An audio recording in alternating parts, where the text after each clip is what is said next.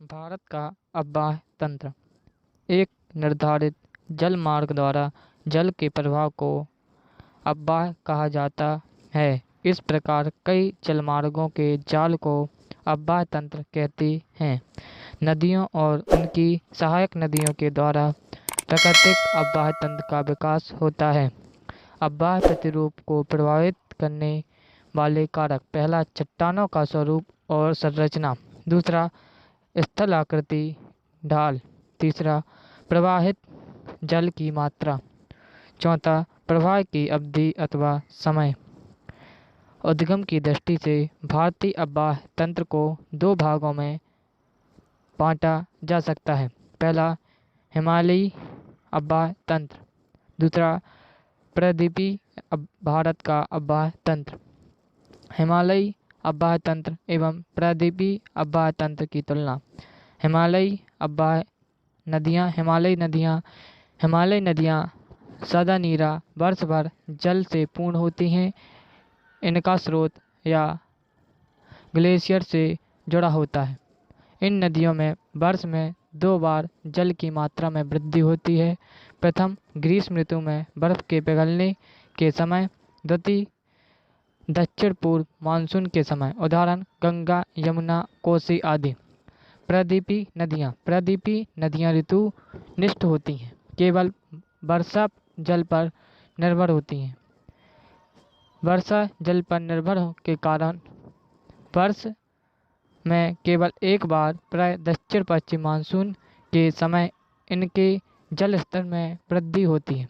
चूँकि तमिलनाडु में उत्तर पूर्व मानसून से शीत ऋतु में वर्षा होती है, अतः कावेरी के निचले भाग का जल स्तर उत्तर पूर्व मानसून के समय शीत ऋतु में बढ़ता है।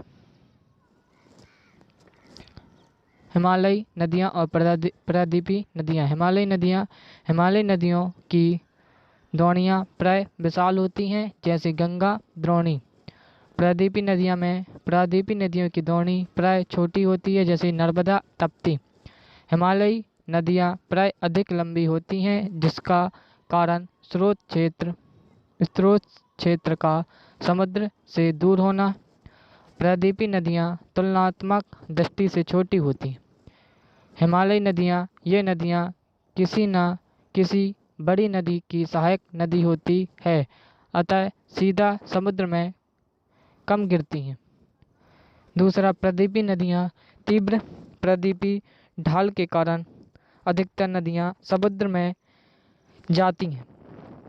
हिमालयी नदियाँ ये नदियाँ स्रोत क्षेत्र में गहरी घाटियाँ एवं गार्ज का निर्माण करती हैं।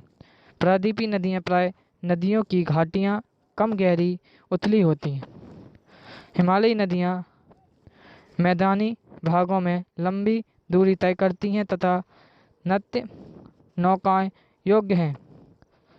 प्रायद्वीपीय नदियाँ मार्ग में जलप्रपात बनाने तथा जल की मात्रा घटने बढ़ने के कारण नौकागमन के अनुकूल नहीं है। ये डेल्टाई भागों में नत्य हैं। हिमालयी नदियाँ मैदानी भागों में से बहने के कारण तथा भूभाग के भुरभुरे होने के कारण नदियाँ विसर्प का निर्माण करती हैं, और प्रायद्वीपीय नदियाँ कठोर चट्टानी भूभाग से होकर बहती हैं। कई नदियाँ भ्रंश घाटियों से होकर बहती हैं। इनका मार्ग सीधा एवं रेखीय होता है।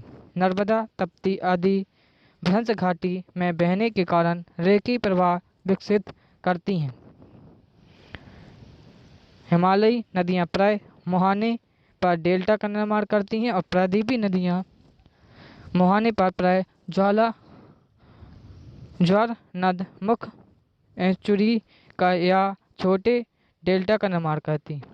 प्रायद्वीपीय नदियाँ मुहाने पर प्राय ज्वारनदमुख एस्चुरी का निर्माण करती हैं, छोटे डेल्टा का निर्माण करती हैं। और हिमालयी नदियाँ प्राय मुहाने पर डेल्टा का निर्माण करती हैं।